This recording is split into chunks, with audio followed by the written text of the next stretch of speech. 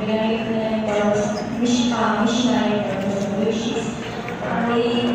say that nandito sila tayo because Jesus Christ, they